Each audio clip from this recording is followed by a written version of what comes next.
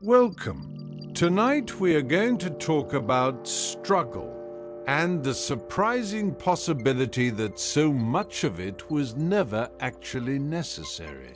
There is an old Taoist idea called Wu Wei, effortless action, the art of moving with life rather than constantly forcing against it. It is carried across many traditions in many different languages, this single truth, that exhaustion does not come primarily from the difficulties life brings us. It comes from our resistance to them. Tonight, we will sit with 12 different doorways into that one understanding, drawn from 12 different corners of the world, and see what becomes possible when the fighting finally is allowed to rest. You will hear stories tonight of porters and engineers, of fishermen and farmers, of navigators trusting open water, and grandmothers teaching by riverbanks.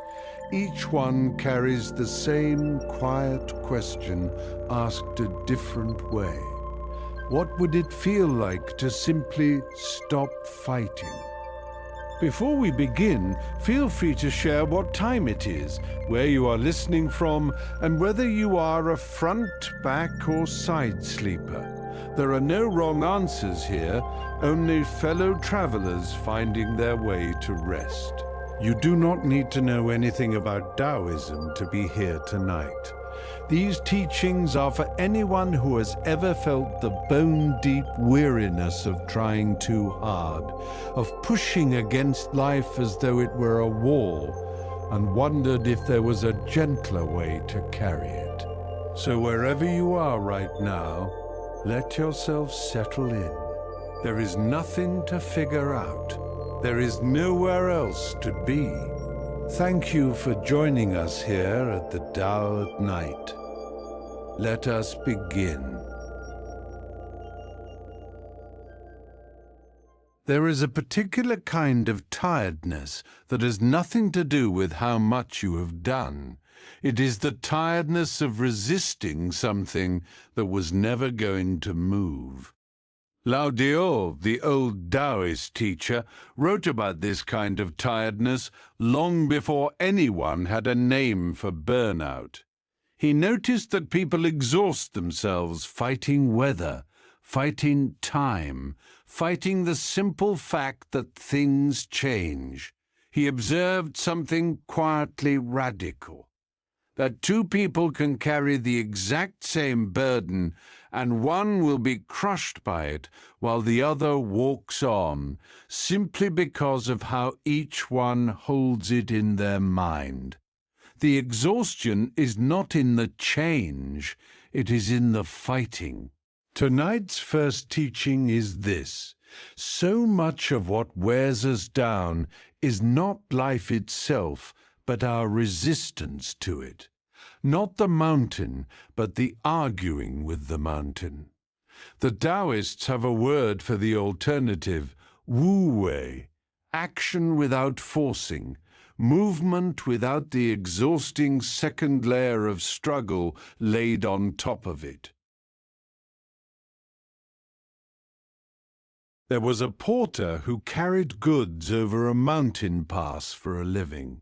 Every week he climbed the same steep road, a heavy basket on his back, moving goods between two villages that the mountain stood between. He was strong. He had done this work for 15 years. But lately he had begun to dread the climb in a way he never used to. It was not the mountain that had changed. It was him. He found himself halfway up the slope, arguing with the incline, cursing the steepness, wishing with each step that the path were flatter, that the basket were lighter, that the mountain was simply somewhere else. He had even begun on his worst days to dread the night before the climb. He would lie awake rehearsing how hard it would be, exhausting himself before he had taken a single step. One evening, resting at the halfway point where an old shrine stood beside the road, he met a hermit who lived there, tending a small garden among the rocks. "You climb that mountain often," the hermit said. "It was not a question. Every week," the porter said. "And every week it gets harder." "Has the mountain grown taller?" the hermit asked. The porter almost laughed. "No, of course not." "Has your basket grown heavier?" "No heavier than it has always been." The hermit nodded slowly, as if this confirmed something he already suspected. "Then what has grown?" he asked. The porter sat with the question. He did not have an answer right away. "Sit a moment," the hermit said. "Tell me what you think about as you climb." The porter thought back over that day's climb.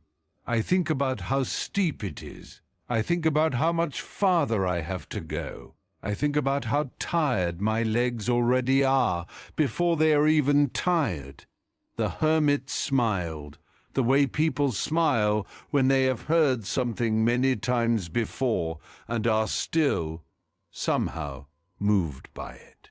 "You climbed the mountain twice," he said. "Twice? Once with your legs, and once with your mind, which keeps arguing with the mountain the whole way up." The porter frowned. "What else would I do? The mountain is steep. I cannot pretend it isn't." "No," the hermit agreed. "You cannot change the mountain, but you can stop fighting it. There is a difference between climbing a steep road and climbing a steep road while wishing every step that it were a different road."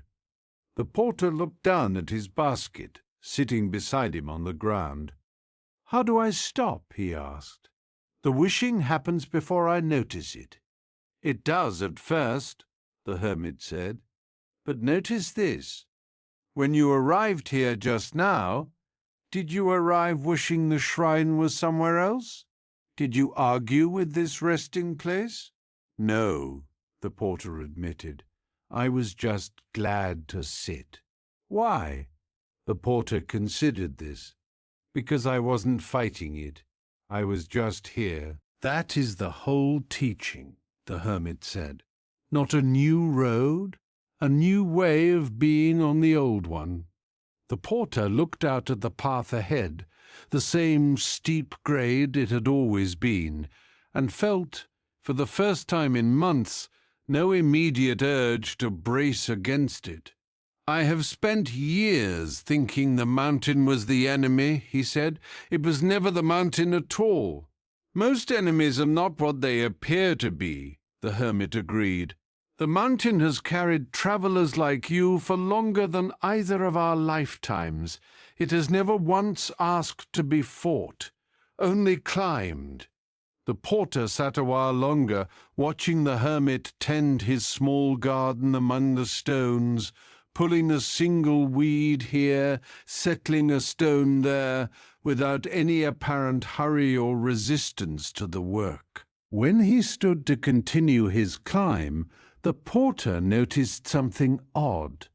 The mountain looked exactly the same as it always had, but something in his shoulders had loosened, just slightly, in a way he could not explain. He climbed the rest of the way without arguing with a single step. He arrived no less tired in his legs. But the second tiredness, the one in his mind, the one that climbed the mountain twice, had simply not come along this time. He returned to the hermit's shrine many times over the following years, not because the mountain had become easier, but because he had remembered something there worth returning for. He began eventually to notice the same lesson in smaller places. The line at the market, the slow season when work was scarce, the ordinary irritations of a long day. Each time he found the same two paths available to him, the climbing and the arguing, or simply the climbing. He chose more and more often simply the climbing. In the Sufi tradition of Islamic mysticism, there is a similar understanding carried in the poetry of Rumi.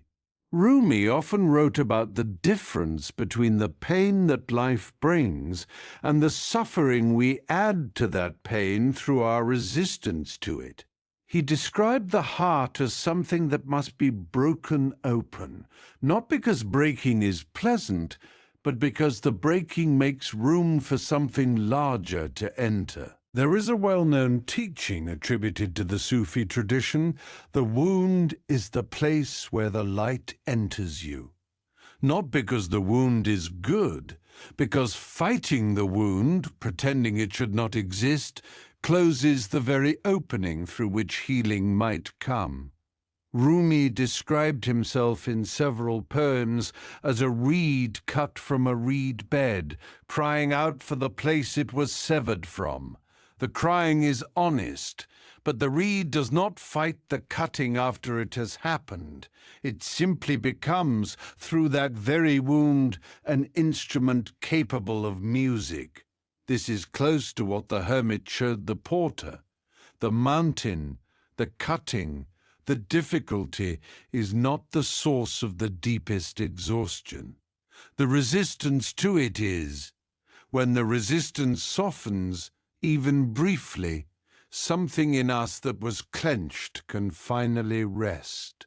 There is a related Sufi practice called sabr, often translated simply as patience, though the deeper meaning is closer to a steady, unclenched endurance, neither numb nor resistant, simply present with what is, trusting that this too has its place. Sabr is not meant to be achieved once and then possessed forever. Sufi teachers describe it as a returning practice, something relearned each time difficulty arrives anew, the same way the porter had to relearn each week that the mountain had not grown taller in his absence. Think about a difficulty in your life right now that you cannot change. Not one you are trying to fix.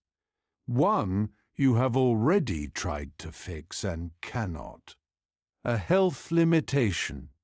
A person who will not change. A loss that has already happened and cannot unhappen. You may have felt this yourself. The way arguing with an unchangeable fact again and again in your mind adds a second weight on top of the first. The fact itself is heavy enough. The arguing makes it heavier. This shows up in ordinary life in the small daily frictions too. The traffic that will not move faster because you want it to. The weather that will not change because you have plans. The waiting room that will not move faster because you are anxious. But this does not mean giving up on the things that can still be changed. It means knowing the difference clearly enough that your strength goes where it can actually help, instead of leaking out into arguments you were never going to win. Right now, in this breath, is there anything you are still arguing with? Let the argument go just for tonight, not because the difficulty has disappeared, because the arguing was never the part that was helping. Let us pause here for a moment. Take a breath. Notice how you are feeling right now, not how you think you should feel, just how you actually feel. And whenever you are ready, we will continue together.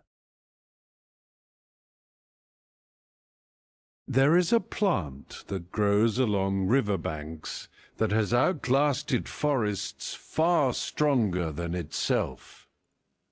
The reed, thin, hollow, easily bent. When the storm comes, the great trees fight it. They brace their trunks, hold their branches rigid, refuse to move. Many of them fall. The reed does none of this. It simply bends all the way to the water if it must, and lets the storm pass through it rather than against it. Laudas understood this. He wrote that the soft and the yielding overcome the hard and the rigid, not through strength, but through a kind of wisdom strength does not have access to. Tonight's second teaching is this. There is a kind of survival that comes not from resisting force, but from knowing exactly when and how to yield to it. This is not the same as having no strength. The reed has tremendous strength. It simply spends that strength differently than the oak does. There was a young chief who had just taken on leadership of his people during a difficult season. The rains had not come. The herds had moved farther than usual in search of grass. Elders argued about which direction the people should travel, and the young chief felt the full weight of needing to decide correctly, immediately, without error. He grew rigid with the pressure of it. He stopped sleeping. He argued forcefully in every council, certain that strength of will alone could bend the situation toward a good outcome. Some of the elders had begun quietly to worry about him, though none said so directly. They simply watched the way elders do, waiting to see if he would find his own way through before they offered anything unasked. His grandmother, who had once led the people herself many winters before, watched this for some weeks before she finally sat beside him at the edge of camp. "You remind me of someone," she said. "Who?" he asked, though he was tired and not especially interested in her story. "Myself," she said. "When I was young and certain that holding on tightly enough would keep anything bad from happening." He looked at her, surprised. He had never thought of her as anything but calm. "I was not always like this," she said, smiling at his surprise. "Come, walk with me." She led him down to the river that ran near their camp, where reeds grew thick along the bank, bending in the wind that moved across the water. "Watch them," she said. He watched the reeds bend nearly flat in a strong gust, then rise again as the wind passed. "They bend so easily," he said. "It looks like weakness." "Does it?" she said. It was not really a question. They stood together as the wind picked up again, stronger this time.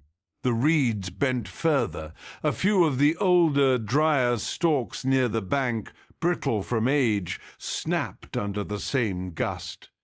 "The ones that broke," his grandmother said, "were the ones that had stopped bending." The young chief watched the broken stalks drift downstream. "I have been trying to hold the people steady through my own strength," he said slowly. "Like I could simply refuse to let things go wrong." "And how is that working?"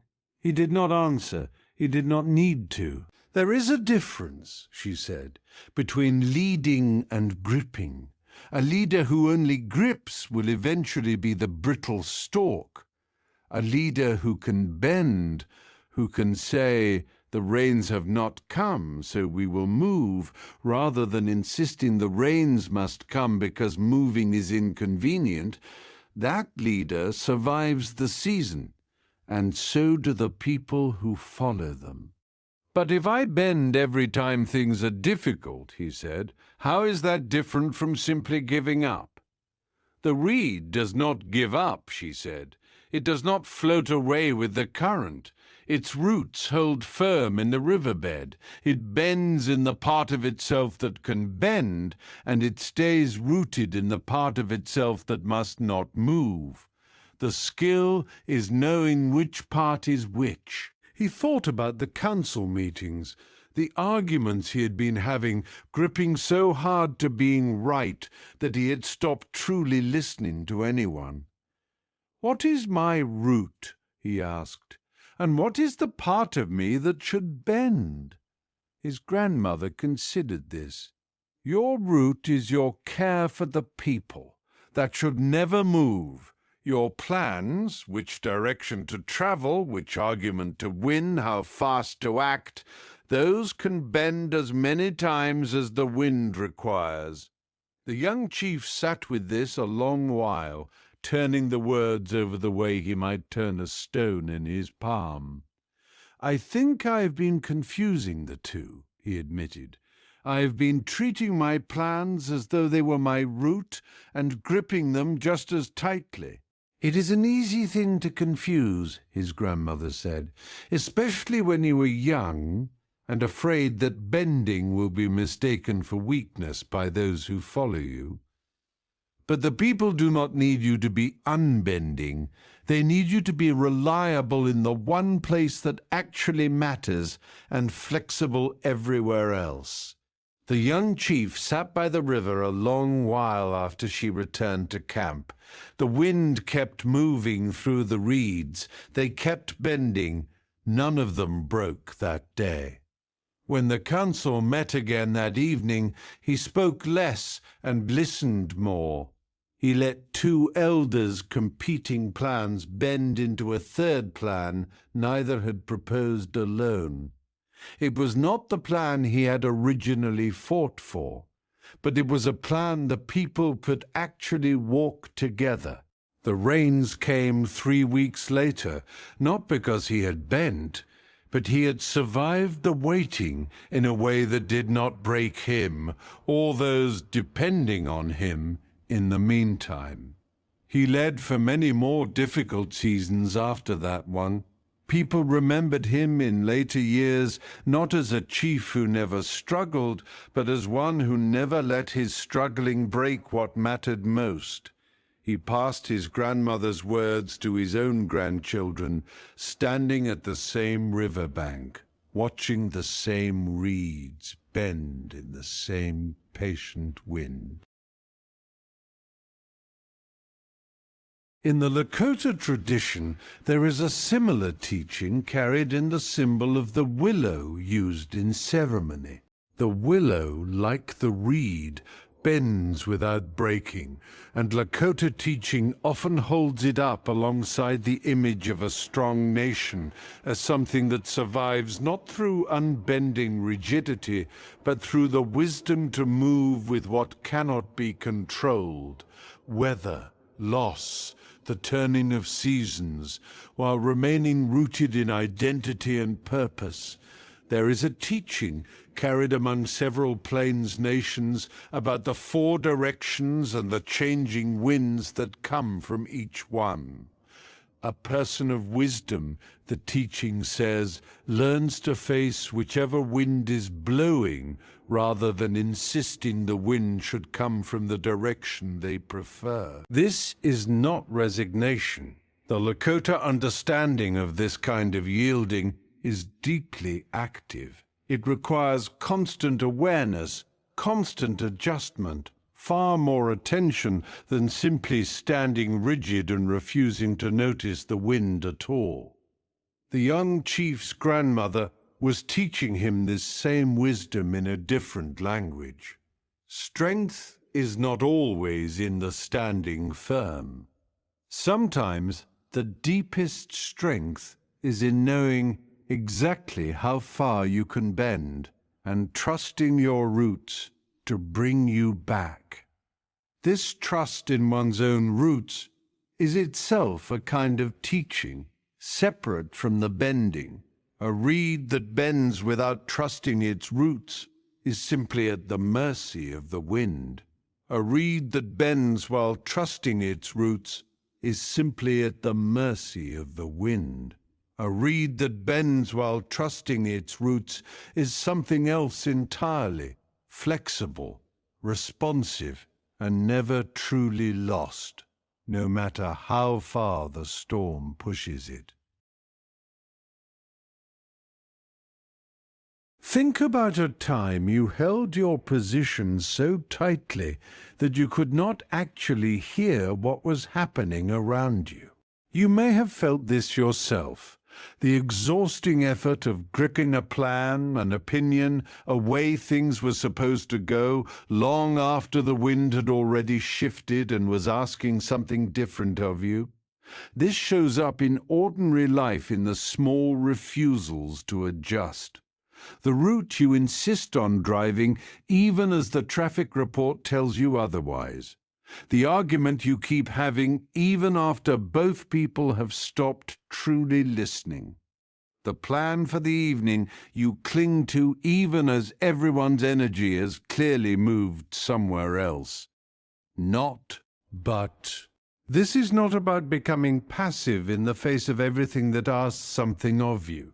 It is about reserving your firmness for what truly matters and releasing your grip on everything else, so the firm part has enough strength left when it is actually needed.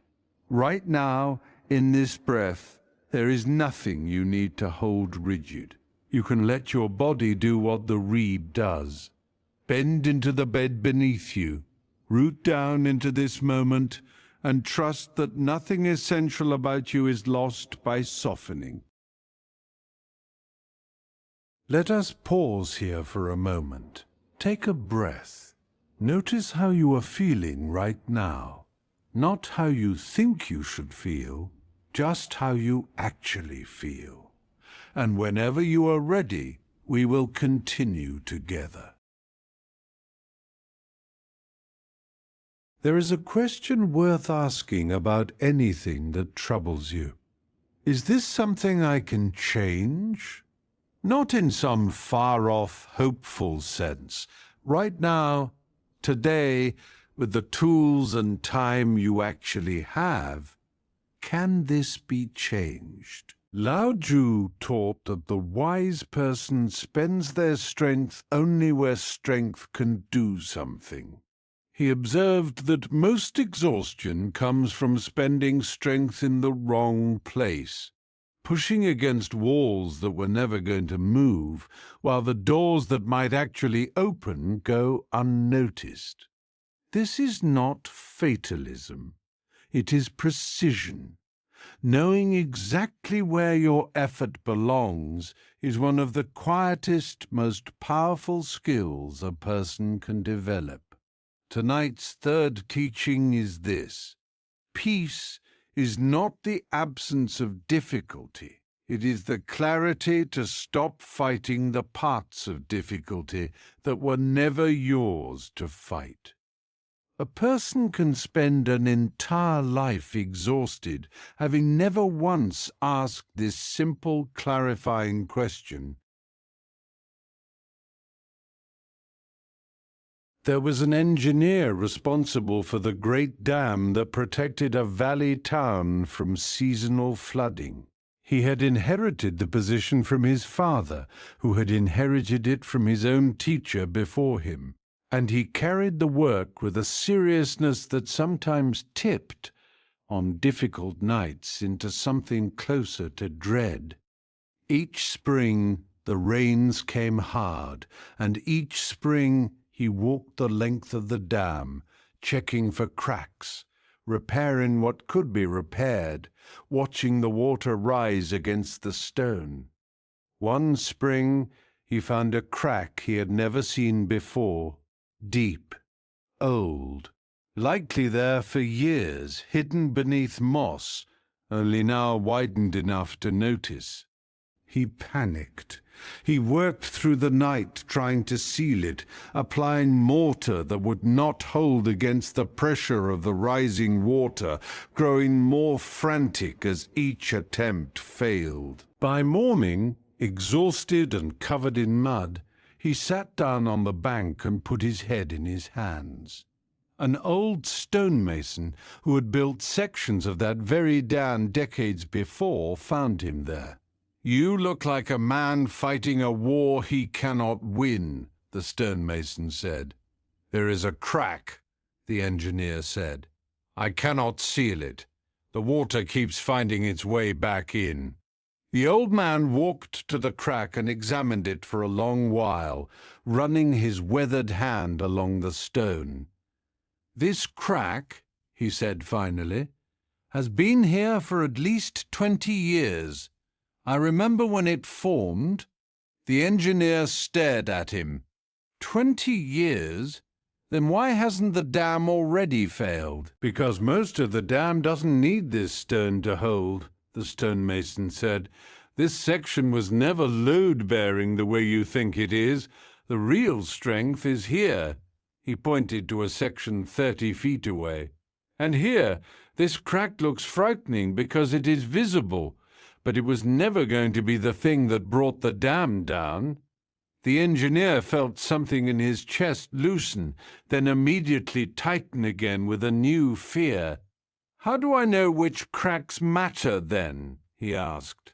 "If I cannot trust my own eyes about which one is dangerous?"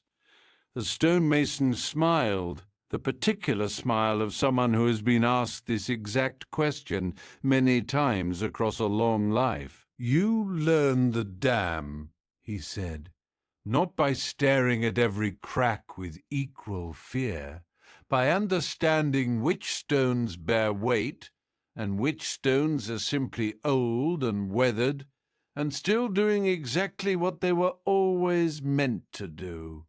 "That takes years," the engineer said. "It does," the old man agreed. "In the meantime, you can ask a simpler question every time fear finds a new crack to fix on. Is this stone load-bearing? If you do not know, find someone who does. But do not spend a night's strength on a crack that was never going to take the dam down. You will have no strength left for the crack that actually might." The engineer looked at the deep old crack one more time. He could see now, with calmer eyes, the moss that had grown comfortably in it for years. Moss does not grow comfortably in a wound that is actively widening. "I have been fighting this all night," he said, "and the dam was never in danger from this stone at all." "No," the stonemason said, "but you needed to learn that for yourself, I think. Most people do. Why does fear always reach for the most visible thing first?" the engineer asked, half to himself, "rather than the thing that is actually dangerous?" "Because visibility and danger feel like the same thing. In the dark, when you are frightened," the stonemason said. "It takes a steady mind and usually a second pair of eyes to tell them apart. That is no failure on your part. It is simply the nature of fear left unexamined." They walked the length of the dam together that morning, the old man pointing out which sections truly mattered, which had simply weathered honestly over the years, and which were merely cosmetic. The dam's face, not its strength. The engineer returned to his work with a different kind of attention after that. Not less careful, more precise. He stopped losing whole nights to every visible flaw and saved his urgency for the cracks that genuinely threatened the valley below. The dam held for the rest of his working life, not because every crack was sealed, because he finally learned which ones needed to be. He taught his own apprentice the same lesson many years later, walking the same length of stone, pointing out the same old, harmless crack, now grown over entirely with moss. He told the story of the night he had nearly broken himself trying to save a dam that was never truly in danger. The apprentice laughed, The way young people laugh at the fears of those who came before them, not yet knowing they would learn the very same lesson themselves, in their own way, in their own time. In the Stoic tradition of ancient Greece and Rome, this exact distinction sits at the very center of the philosophy. Epictetus, who taught that some things are within our power and some things are not, built his entire teaching around this single discernment. Our judgments, our efforts, our responses, these are ours. Other people's choices, the weather, the past, the outcome of events already in motion, these are not. He taught that misery comes almost entirely from treating the second category as though it belonged to the first, demanding that things outside our control behave as we wish, and suffering when, inevitably, they do not. Marcus Aurelius, writing privately to himself as emperor, returned again and again to this same discipline. He reminded himself, often in the middle of difficult days, to ask plainly, "Is this within my power? If not, release it. If so, act, and act fully, without wasting strength on the parts that were never his to move." This is precisely the gift the old stonemason gave the panicked engineer. Not a technique for sealing every crack, a way of seeing clearly enough to know which cracks were his responsibility at all. The Stoics called the practice of sorting these two categories the dichotomy of control, and they treated it not as a one-time insight, but as a daily discipline, returned to again and again, because the mind so easily forgets and drifts back toward fighting everything equally. Seneca, another Stoic writer, observed that we suffer more often in imagination than in reality, that the mind, left unguided, will manufacture entire catastrophes from cracks that, examined honestly in daylight, turn out to be exactly as harmless as the moss-covered crack in our story. The discipline in every generation of Stoic teaching is the same one the stonemason offered the engineer. Look closely before you panic completely. Think about something that has been keeping you up at night. Now, ask honestly, is this something I can actually act on? Or is it something I have been carrying simply because it is frightening to look at, even though there is genuinely nothing more to be done tonight? You may have felt this yourself, the particular exhaustion of worrying about another person's choices, or a decision already made, or an outcome that is now simply waiting to unfold, regardless of how much attention you give it. This shows up in ordinary life in small, repeated ways, replaying a conversation that already happened, worrying about weather on a day that has not yet arrived, bracing for a response from someone who has not yet responded. But right now, in this breath, you do not have to solve anything. Whatever is genuinely yours to act on will still be there in the morning, clearer when you have rested. Whatever was never yours to fix can be set down completely tonight without guilt. Let us pause here for a moment. Take a breath. Notice how you are feeling right now. Not how you think you should feel, just how you actually feel. And whenever you are ready, we will continue together.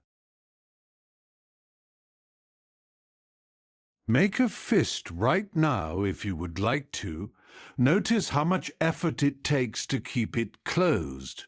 Now let it open. Notice that opening took no effort at all. The hand simply returned to what it already was, before you decided to grip something. Lao Tzu wrote about this same principle in The Body's Wisdom. He observed that an infant's hand grips with surprising strength, and yet the infant tires far less than an adult straining to hold something out of fear of losing it. The infant grips because the world is interesting. The adult grips because the world is frightening. This is the difference between holding and clenching. One is simply contact. The other is resistance dressed up as care. We rarely notice the difference in the moment. The clenching feels from the inside exactly like diligence. It takes someone else sometimes to point out that our hand has been closed around nothing for a very long time. Tonight's fourth teaching is this. Much of what feels like responsibility is actually a clenched fist that forgot it was allowed to open. There was a merchant who had built a prosperous trading house through decades of careful, vigilant effort. He checked every ledger personally. He trusted no one fully, not because his employees had given him reason to distrust them, but because he had learned early in his career that a single unwatched moment could undo years of careful building. That early lesson had cost him dearly, a partner's small dishonesty decades ago that had nearly ruined him before he was 30. He had never fully set down the vigilance he built in the aftermath, even long after his trading house had grown stable, and his employees had proven year after year that they were nothing like that long-ago partner. He grew older. His hands began to ache, especially in the mornings, a dull pain he attributed simply to age and hard work. A traveling physician passed through his town and was invited to dine at his house. Over the meal, the physician noticed the merchant rubbing his hands. "How long have your hands hurt?" the physician asked. "Some years now," the merchant said. "It comes and goes." "May I see them?" The merchant extended his hands. The physician examined them carefully, turning them over, pressing gently at the joints. "There is nothing wrong with your hands," the physician said finally. "Then why do they hurt? What do your hands do all day?" The merchant considered this. "They write. They count coins. They hold the ledger." "Show me how you hold the ledger," the physician said. The merchant picked up a nearby book and held it the way he always did, gripped tightly at the spine, knuckles slightly pale with the pressure of it. The physician watched for a long moment. "You could hold that book with far less force," he said. "It would not fall." "I know," the merchant said, a little defensively. "But if I'm not careful, it could." "Could it?" the physician asked. "Or has gripping simply become the only way you know how to hold anything?" The merchant set the book down, frowning. "What does this have to do with my hands hurting?" "Everything," the physician said. "A hand that grips all day, even when gripping is unnecessary, will ache. Not because the hand is weak, because it has forgotten that holding and gripping are different things." The merchant flexed his fingers slowly. They did, he noticed, feel tight even now, even with nothing in them. "I have built this trading house through vigilance," he said. "I cannot simply stop watching everything." "I am not suggesting you stop watching," the physician said. I am asking whether everything truly requires the same grip. Does counting tonight's coins require the same force as catching a falling child? Your hand, it seems, has stopped telling the difference. The merchant sat with this for a long while. How do I learn the difference again? He asked finally. The same way you learned to grip in the first place, the physician said, slowly and with attention. Notice today, every time your hand clenches around something that was never going to fall, and let it open, just slightly, not carelessly, just enough to remember it has the choice. What if I forget and grip anyway? The merchant asked. Then you will have gripped one more time in a life that has already gripped 10,000 times, the physician said, smiling. This is not a test you can fail by forgetting. It is simply a practice you return to each time you remember, for as long as it takes to become natural again. The merchant tried this in the days that followed. He noticed his hand gripping the door handle of his own house, a place he had entered safely 10,000 times. He noticed it gripping the quill, even during routine entries that carried no real risk. Each time, he let his fingers soften just slightly, and found, to his surprise, that nothing fell. Nothing was lost. His hands ached less within a season, but something else changed too, more slowly, harder to name. He found he had more patience with his employees. He found he slept more easily. The vigilance that had built his trading house was still there when he genuinely needed it, but it no longer ran constantly in the background, gripping things that had never once asked to be gripped. In his last years, he would sometimes tell the story of the physician to younger merchants who came to him for advice, holding up his own weathered hands as proof. Not that vigilance was wrong, he would tell them, only that it had a proper season and a proper rest, the same as everything else. In Hindu philosophical tradition, there is a teaching that speaks directly to this same exhausting grip. The concept of vairagya, often translated as non-attachment, does not mean indifference or coldness toward life. It means engaging fully with what is happening while releasing the desperate need to control how it turns out. A teacher holding this view might say, do the work fully and release the fruit of the work just as fully. There is a well-known image from Hindu teaching of a closed lotus bud forcing itself to bloom, tearing its own petals in the effort, compared with a lotus that opens in its own time, unforced, complete. The forced bloom is damaged by its own striving. The natural bloom arrives whole. This is the same wisdom the physician offered the merchant. Engagement with life does not require a clenched fist. The hand can hold the ledger, hold the relationship, hold the responsibility, fully present, fully careful, without gripping so hard that it exhausts itself on things that were never actually at risk of falling.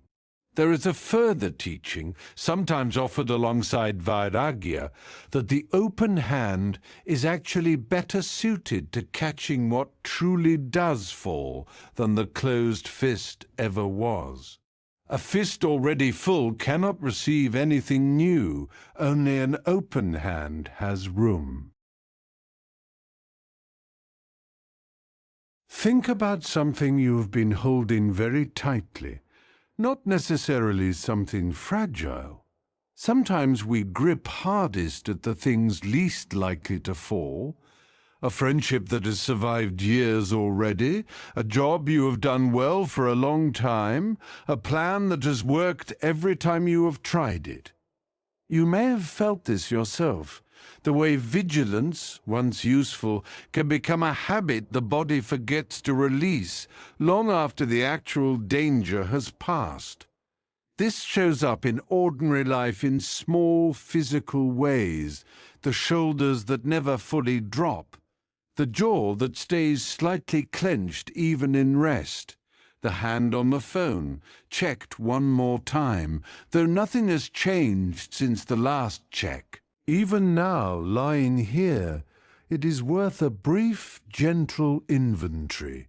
Your shoulders, your hands, the muscles around your eyes, which carry tension far more often than most people realize, not, but holding only as tightly as the moment actually requires. This is not an invitation to carelessness.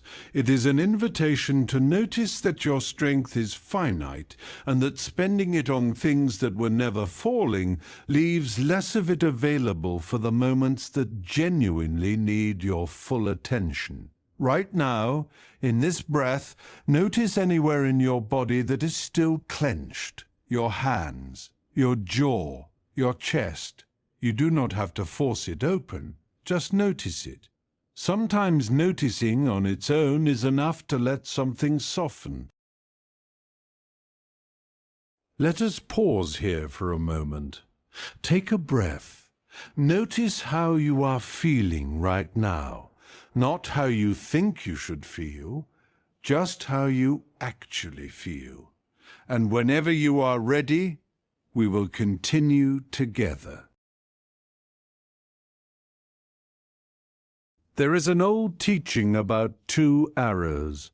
The first arrow is whatever difficulty actually happens to you, a loss, an illness, a disappointment.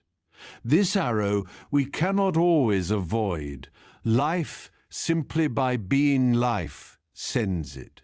The second arrow is the one we shoot at ourselves afterward.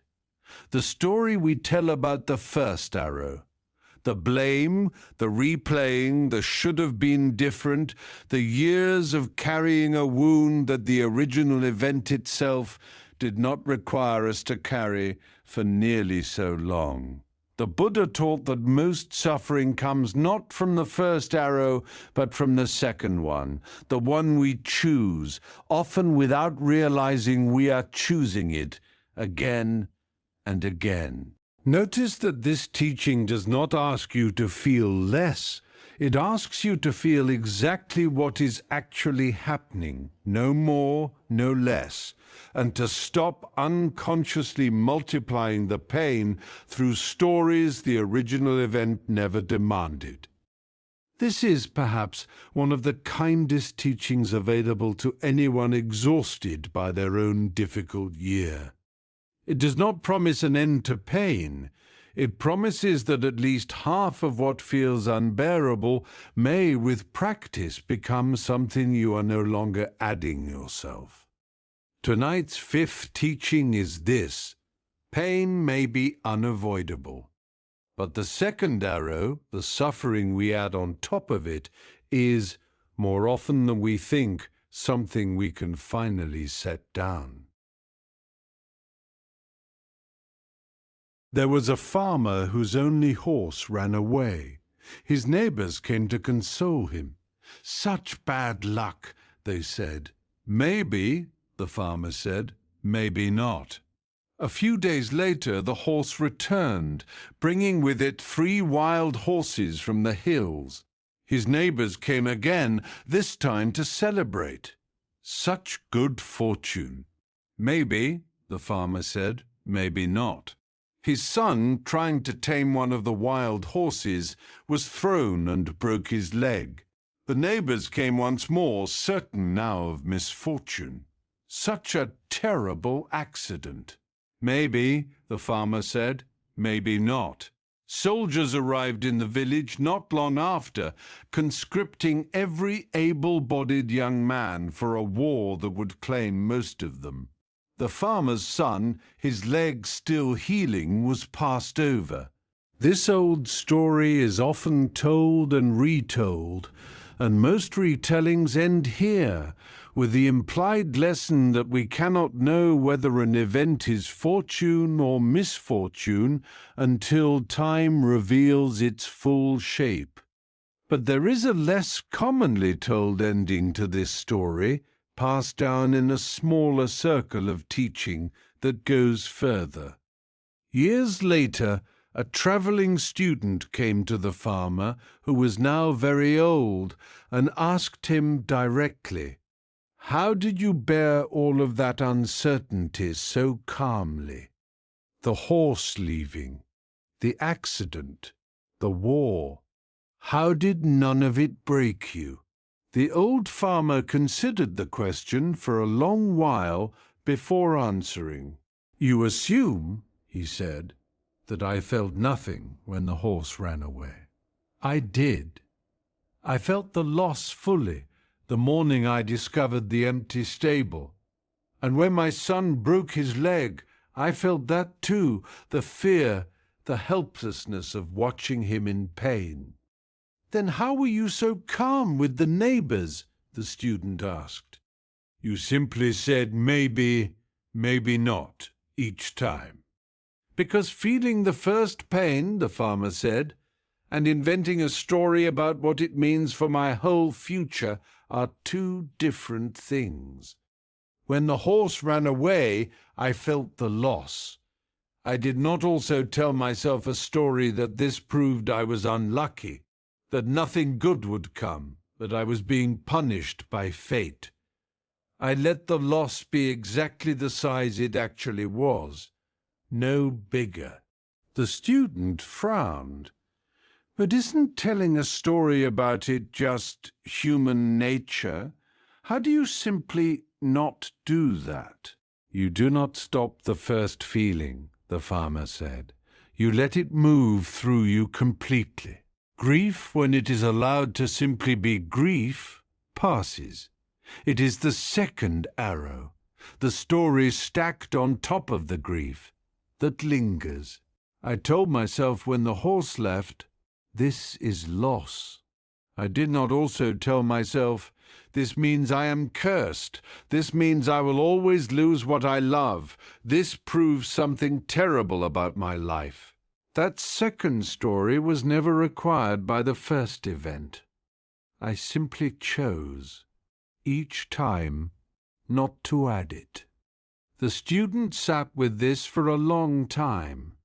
"And when your son broke his leg," he finally asked, "surely that pain was harder to simply let be what it was." "It was the hardest of all of them," the farmer admitted. "I will not pretend otherwise. I sat beside him through the worst of the fever that followed the break, and there were nights I was afraid in ways I have never told anyone. But even there I tried to feel only what was actually happening. My son in pain, healing slowly, rather than adding the second arrow of believing this meant some grand punishment was being delivered to our family. The pain was already enough on its own. It did not need my additions to be fully felt." "Did the second arrow ever find you, even once, in all those years?" the student asked. The old farmer laughed quietly, the first time he had laughed during the entire conversation. "More times than I can count. I am old, not perfect. The practice was never about never shooting the second arrow. It was about noticing, sooner each time, that I had picked up the bow at all, and setting it back down before too much damage was done." The student left the farmer's house with a question he would carry the rest of his life, returning to it again and again whenever loss visited him. Which part of this pain is the first arrow, simply happening to me? And which part am I, myself, adding? This teaching of the two arrows comes directly from early Buddhist scripture, recorded in the Pali Canon, where the Buddha uses almost this exact image when teaching a grieving student. He says, in essence, when an ordinary person is touched by a painful feeling, they sorrow, weep, and become distressed. They feel two pains, one physical and one mental, as if struck by two arrows instead of one. The wise person, struck by the same painful feeling, feels only the one arrow. This is not a teaching about suppressing grief. The Buddha was famously unsentimental about pretending pain away. It is a teaching about noticing the precise moment where felt experience ends and constructed suffering begins, and recognizing that the second part, unlike the first, is something we have at least some say over. The farmer in our story was, without using Buddhist language, practicing exactly this discernment. Maybe not said, each time a neighbor tried to hand in a finished story about his own life, was his way of refusing the second arrow before it could fully lodge. This teaching has carried across centuries of Buddhist practice precisely because it offers something rare. Not the impossible promise of a painless life, but the achievable practice of a life with only one arrow's worth of pain in it, rather than two or three, or the many additional arrows we so often, quietly, add ourselves. Think about something difficult that happened to you recently. Now ask gently, what part of my distress is the event itself? And what part is the story I have built around it, the meaning I have assigned, the future I have predicted from it, the verdict I have passed on myself because of it? You may have felt this yourself, the way a single disappointment can spiral within minutes into a much larger conclusion about your entire life, your entire worth, your entire future, none of which the original event actually proved. This shows up in ordinary life in small ways. A mistake at work becomes, within the hour, evidence that you are fundamentally incompetent. A friend's delayed reply becomes, by evening, proof that the friendship is ending. The first arrow was small, the second arrow did all the damage. Notice, too, how often the second arrow arrives dressed as wisdom, as though predicting the worst were somehow more responsible than simply feeling what is actually here. Not, but. Right now, in this breath, is there a second arrow you have been carrying? You do not have to resolve it tonight. Just notice it, separately from whatever pain was actually, originally, real. Let us pause here for a moment. Take a breath. Notice how you are feeling right now, not how you think you should feel, just how you actually feel. And whenever you are ready, we will continue together. There is a particular exhaustion that comes from pretending something is whole when it is not. Maintaining the appearance of an unbroken thing takes constant, careful effort.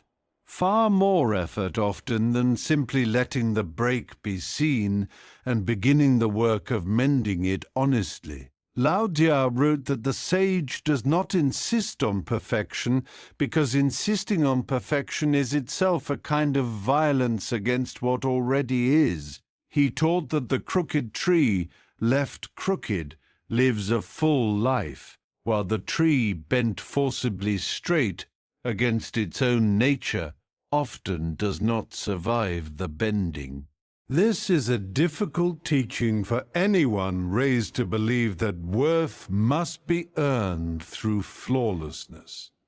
It asks us to consider that the very thing we have been hiding may be exactly the thing that makes our work and our presence genuinely ours. Tonight's sixth teaching is this: the struggle to appear unbroken is often heavier than the breaking itself ever was.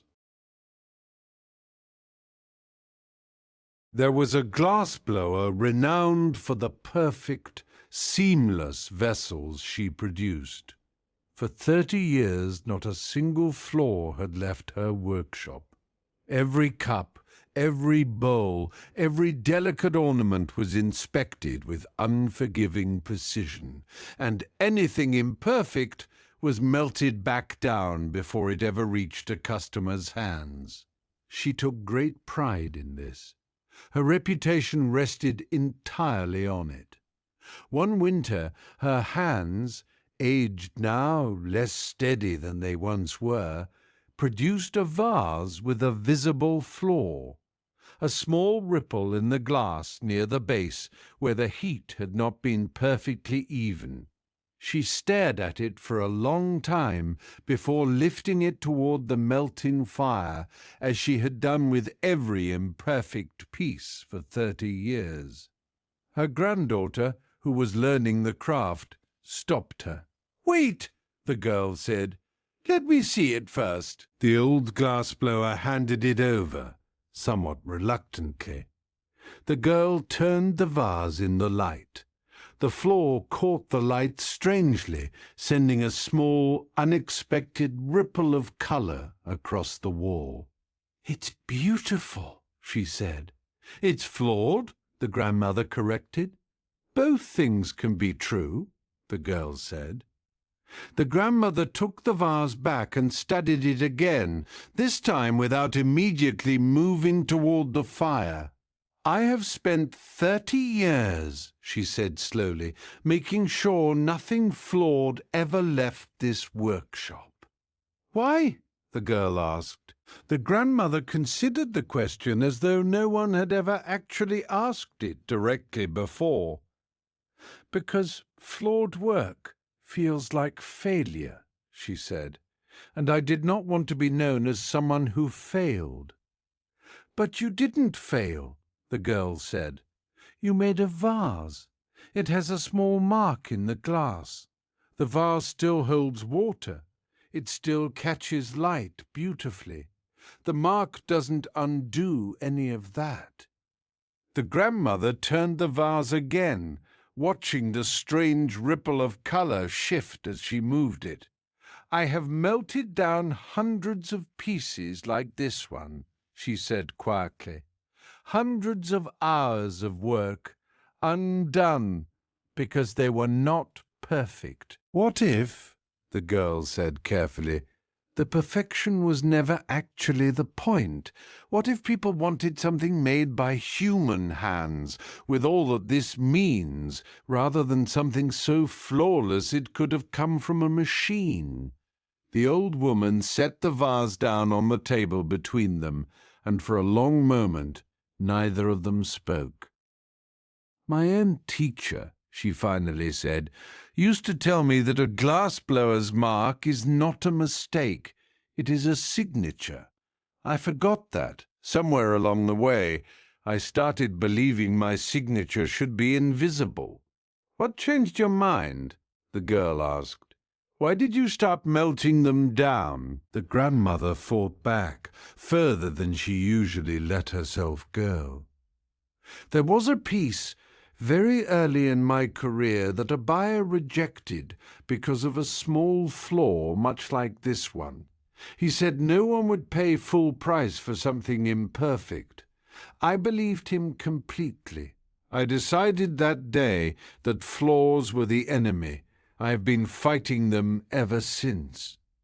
"For 30 years," the girl said softly, "because of one buyer's opinion decades ago." The old woman looked at the vase again, the ripple of color still catching unevenly across the wall. "I am tired," she admitted, in a way I did not have a name for until just now. 30 years of fighting every small flaw. 30 years of melting down anything that revealed my hands were human hands, working in real time, subject to the small unevennesses that real work always carries. She did not melt the vase down that day. She set it on a high shelf in the workshop, where it caught the afternoon light every day for the rest of her working life, the small ripple near its base sending its strange, unrepeatable color across the wall each time the sun reached the right angle. Her granddaughter asked her some years later whether she ever regretted not melting it down, given how many similar pieces she had destroyed before that day. "Every time I look at it," the old woman admitted, "I think of all the others, not with grief exactly, more with a kind of tenderness for the woman I used to be, who believed so completely that hiding her own hand was the only path to mastery." She did not stop striving for excellent work, but she stopped, from that day forward, treating every flaw as a fire-worthy failure. Some of her later pieces, the ones she once would have destroyed without a second thought, became in time among the most sought after in her entire collection. People came specifically for the ones that showed, somewhere in the glass, the unmistakable mark of a real hand doing real work on a real and ordinary day. In the Hasidic tradition of Eastern European Judaism, there is a teaching that speaks directly to this same exhausting pursuit of an unbroken appearance. The Hasidic masters taught that creation itself began with a kind of breaking. Vessels meant to hold divine light shattered under the weight of what they were asked to contain, scattering sparks of that original light into everything that now exists. This shattering in Hasidic teaching is called Shevirat HaKalim, the breaking of the vessels. What follows from this teaching is not a call to mourn the breaking, but a call to tikkun olam, the repair of the world, understood not as a return to some imagined unbroken past, but as an ongoing gathering of scattered light, performed through the very acts of an imperfect, broken world, continuing to live and create and mend. There is a Hasidic saying, "There is nothing so whole as a broken heart that has been truly mended." Not a heart pretending it was never broken. A heart that has let its break be seen and has been mended honestly, seams visible, light getting through, exactly where the crack remains. The glass-blower's vase, with its small ripple of unrepeatable color, is this teaching made visible in glass. The flaw was never the failure. The fighting against the flaw, 30 years of it, was the only truly exhausting part. This teaching has comforted generations of people carrying grief, illness, or simple human imperfection, precisely because it does not ask them to wait until they are whole again before they are allowed to be loved, or useful, or at peace. It says the brokenness and the wholeness were never actually opposites to begin with. Think about something in your own life you have been working hard to keep looking unbroken. Not necessarily a physical thing, perhaps a relationship you present as easier than it actually is. Perhaps a version of your own competence you maintain carefully, even when admitting a struggle would cost you far less than the maintaining does. You may have felt this yourself, the particular fatigue of constant repair work aimed not at fixing something, but at hiding that it was ever broken at all. This shows up in ordinary life in the energy spent managing appearances, the effort to seem fine when you are not, the careful editing of a story before you tell it, so the cracks do not show. The exhaustion of believing your worth depends on flawlessness no one actually demanded of you but yourself. Tonight, in the dark, there is no one to perform wholeness for. There is only you, and whatever is actually true, which has been true the entire time, regardless of how carefully it was hidden during daylight hours, not. But right now, in this breath, is there a flaw you have been hiding that costs you more to hide than it would ever cost you to simply let be seen? You do not have to reveal anything tonight. Just notice the weight of the hiding and how much of it is actually truly necessary. Let us pause here for a moment. Take a breath. Notice how you are feeling right now, not how you think you should feel, just how you actually feel. And whenever you are ready, we will continue together. Throw a stone into a pond, and the surface ripples. Throw enough stones, quickly enough, and the surface never settles at all. Most of us live with a great many stones being thrown, all day, every day. Notifications, demands, other people's moods. The mind, like the pond, struggles to settle when the stones keep coming. Lauda wrote that muddy water, left undisturbed, becomes clear. Not because anything was done to it, simply because it was finally allowed to stop being stirred. This is a strange kind of wisdom for a culture that prizes constant motion. The teaching does not say, add more effort to clear the water.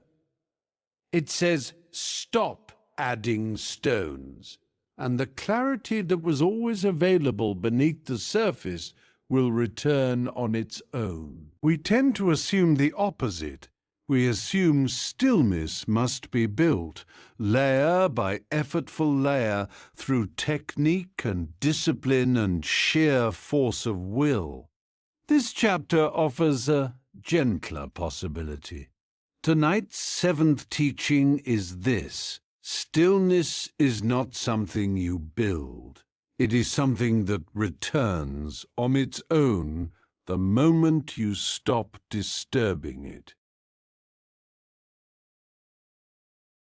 There was a student who came to a mountain monastery seeking a calmer mind. He had tried many things already: disciplined schedules, elaborate breathing exercises, long lists of practices meant to force his thoughts into order. Nothing had worked for long. His mind, he said, was like a pond that would not stop churning. He had read books from distant lands describing techniques for mastering the mind, and he had tried each one with great seriousness, and each one had left him more tired and no calmer than before he had begun. The old teacher at the monastery listened to all of this and said very little. He simply handed the student a wooden bucket and pointed toward a pond at the edge of the monastery grounds. "Fill this," the teacher said, "and bring it back without spilling a drop." The student, eager to prove himself, filled the bucket and began walking quickly back toward the monastery, eyes fixed anxiously on the water's surface, willing it to stay still. It sloshed over the sides with every hurried step. He returned with the bucket half empty, frustrated, certain he had failed some important test. "I could not keep it still," he admitted. "I tried so hard not to spill it, and the harder I tried, the more it spilled." The teacher smiled, the particular smile of someone who has watched this exact scene unfold many times before. "Fill it again," he said. "This time, do not watch the water at all. Watch your feet. Walk slowly. Let the water do whatever it needs to do." The student, confused but willing, filled the bucket again and walked back slowly, eyes on his own footing rather than on the water's surface. He arrived with the bucket nearly full, only the faintest trace of spillage at the rim. "How did that happen?" he asked, astonished. "I wasn't even watching it." "That is exactly why it stayed still," the teacher said. "Water settles when it is not constantly disturbed by anxious watching. The moment you stopped staring at the surface, willing it not to move, it simply did what water naturally does when left alone." The student looked down at his own hands, still resting on the bucket's handle, and felt something shift in his understanding that he could not yet fully name. The student looked at the bucket, genuinely surprised by such a simple demonstration. "My mind is the same," he said slowly, almost to himself. "I have been staring at my own thoughts, willing them to be still, and the staring itself is what keeps them stirred." "Yes," the teacher said. "You came here believing you needed a technique powerful enough to force the water still. But the water was never resisting stillness. It was only resisting your hurried, anxious attention. Then what do I actually do in meditation if not try to still my mind?" the student asked, somewhat lost now that his entire framework had shifted beneath him. "Walk slowly," the teacher said, gesturing at the path they had just taken together. "Watch your feet, not the water. Tend to your posture, your breath, the simple mechanics of sitting. Let the mind do whatever it is going to do. It will settle in its own time exactly the way that bucket did the moment you stopped insisting on watching it." The student stayed at the monastery for many months after that. He noticed gradually that his meditation practice changed. He stopped fighting his thoughts the moment they arose. He stopped gripping at stillness as though it might escape if he relaxed his attention even slightly. Instead, he simply sat. He let his thoughts move the way the water in the bucket had moved, not suppressed, not forced into rigid stillness, simply allowed to settle in their own time, at their own pace, the moment his anxious watching finally stepped back. One evening, sitting beside the same pond where he had first filled that bucket, he noticed his own reflection on the surface for the first time since arriving. The water was utterly still. No wind, no stones, no anxious hands carrying it too quickly toward an outcome. He understood, watching his own calm face reflected back at him, that he had spent months searching for a technique to force what had, this whole time, simply been waiting for him to stop, interfering. He returned to his village some time later, not as someone who had learned to control his mind through great effort, but as someone who had learned finally when to step back and let it settle on its own. He taught this same lesson to others in the years that followed, though he rarely used words for it. More often, he simply handed them a bucket and pointed toward water and let them discover, in their own time, exactly what he had discovered beside that sane, quiet pond. In the Japanese Zen tradition, this exact image, water settling once disturbance ceases, appears repeatedly across centuries of teaching. The Zen master Dogen wrote extensively about the mind as something that does not need to be forced into stillness, but rather uncovered, the way the moon is uncovered when clouds happen to part, rather than summoned through effort. The moon was never absent. The clouds were simply temporarily in the way. There is a Zen teaching that compares the untrained mind to a pond stirred by wind, and the trained mind not to a pond that has been forced into permanent stillness, but to a pond that has simply learned not to fight the wind when it comes, and to settle again, naturally, the moment the wind passes. Zen practice often emphasizes shikantaza, sometimes translated as just sitting, a practice notably free of technique, free of forcing, free of the anxious watching that kept the student's bucket spilling. The practitioner simply sits, lets thoughts arise and pass, and trusts the mind's own natural tendency towards settling, the same tendency water has always had, with or without our anxious supervision. This kind of sitting can feel, to a newcomer, almost too simple to be a practice at all. Surely something this important requires more effort, more technique, more visible striving. Dogen's teaching suggests otherwise. The pond was never waiting for a better technique. It was only ever waiting to be left alone. Think about a time you tried very hard to calm down and found that the trying itself made things worse. You may have felt this yourself, the way commanding your own mind to relax can feel like another stone thrown into the very pond you were hoping to still. This shows up in ordinary life in small, familiar ways. Trying to fall asleep by forcing yourself not to think about sleep. Trying to calm anxious thoughts by anxiously monitoring whether they have calmed yet. Trying to be present by anxiously checking whether you are present enough. Even this very practice of listening to a sleep story can fall into the same trap if you find yourself anxiously checking whether you are relaxed enough yet.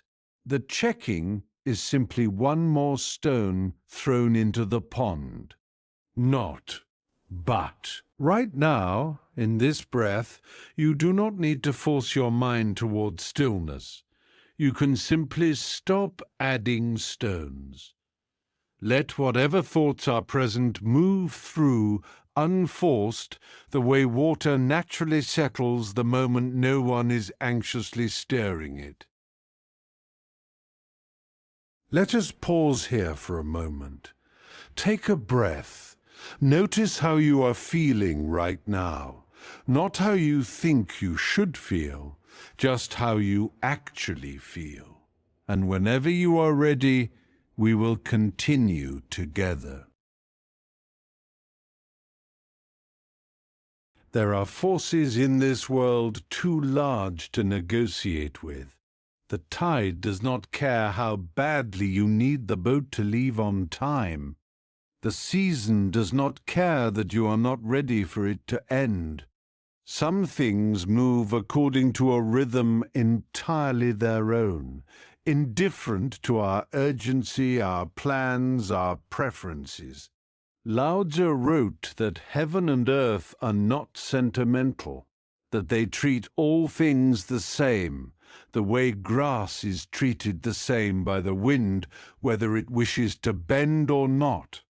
This sounds harsh at first, but there is a deep kindness hidden in it.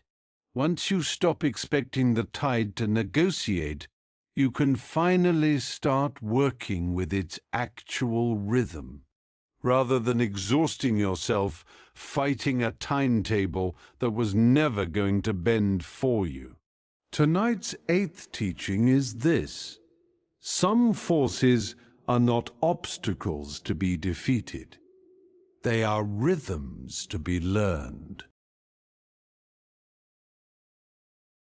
There was a young fisherman who had recently taken over his father's boat. He was eager, capable, and deeply impatient with anything that slowed him down. The tide, in particular, frustrated him endlessly. It seemed to rise and fall according to its own indifferent schedule, regardless of when the fish were biting, regardless of when buyers were waiting at the dock, regardless of his own plans for the day. He tried, for a time, to simply ignore it. He took the boat out at hours that suited his schedule rather than the water's, and found himself repeatedly stranded on sandbars or fighting currents that cost him twice the fuel and half the catch. His grandfather, long retired from fishing himself, came down to the harbour one grey morning and found the young man furiously untangling a net that had wrapped itself around the propeller during a poorly timed departure. "The tide again?" the old man asked, settling onto an overturned crate. "The tide is always against me," the young fisherman said, not looking up from the net. "Is it against you?" the old man asked, "or simply itself?" The young man paused his work, frowning. "What's the difference?" "A great deal," his grandfather said. "An enemy works against you specifically with intention. The tide has no intention toward you at all. It simply does what it has always done, exactly as it did before you were born, and exactly as it will continue doing after you are gone. It is not fighting you. You are the one fighting it." The young fisherman sat back on his heels, the half-untangled net still in his hands. "But I need to fish when the fish are biting," he said, "not when the water happens to be convenient." "And when do the fish bite best?" his grandfather asked. The young man started to answer, then stopped, genuinely uncertain. "You don't know," his grandfather said, not unkindly, "because you have spent so much energy fighting the tide schedule that you have never actually studied it closely enough to learn its rhythm. I would wager the fish you are chasing follow that same rhythm far more closely than they follow your impatience." The young man was quiet for a long moment. "My father knew the tides perfectly," he admitted. "He never seemed to struggle with them the way I do." He remembered, suddenly, the easy way his father used to sit at the helm, never once glancing anxiously at the clock, always somehow ready exactly when the water turned in his favour. "He did not struggle," the grandfather agreed, "because he stopped trying to argue with the water before I was even a young man myself. I remember him as a boy, every bit as impatient as you are now, fighting that same tide for an entire season, before he finally gave up the fight and simply started watching." "Watching what?" "Everything. When the water moved fastest, when it slowed, which months brought the deepest tides, and which brought the gentlest. He filled a small book with these observations, season after season, until eventually he no longer needed the book at all. The rhythm had simply become part of him." "Do you still have that book?" the young man asked. His grandfather smiled, the smile of someone who has been waiting patiently for exactly this question. "I do," he said, "and I think it is time you had it too." "What if I study it carefully and still struggle?" the young man asked. "What if the rhythm does not come as naturally to me as it did to him?"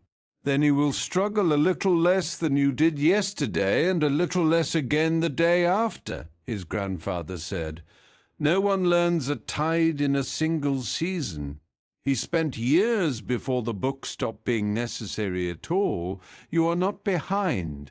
You are simply beginning. The young fisherman spent the following season studying his father's careful notes, cross-referencing them against his own observations, slowly building an understanding of the water's actual rhythm rather than the rhythm he wished it would follow instead. He stopped fighting the tide that season.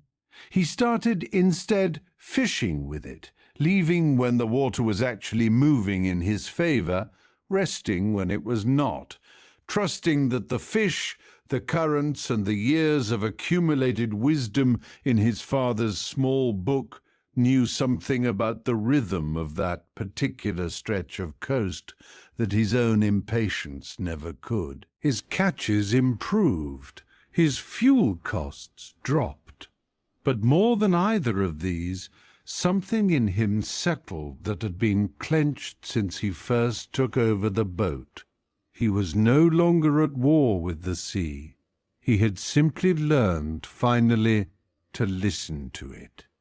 In the Celtic wisdom tradition of the British Isles and Ireland, the rhythm of tide and season holds a similarly central place. Celtic spirituality marked the turning of the year through 8 great festivals, each tied closely to the actual movement of the seasons: the planting, the harvest, the deepening of winter, the return of light. There was no attempt in this tradition to impose human urgency onto these turnings. The wisdom was entirely in learning to move with them.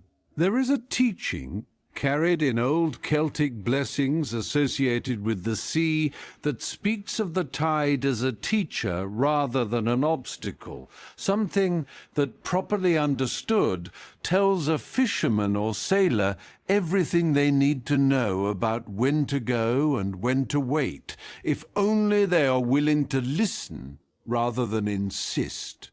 The young fisherman's grandfather was teaching him something the old Celtic mariners understood deeply.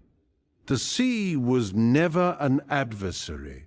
It was simply itself, vast and indifferent and entirely consistent. And the wisdom available to anyone willing to study its actual rhythm rather than rage against its refusal to follow theirs.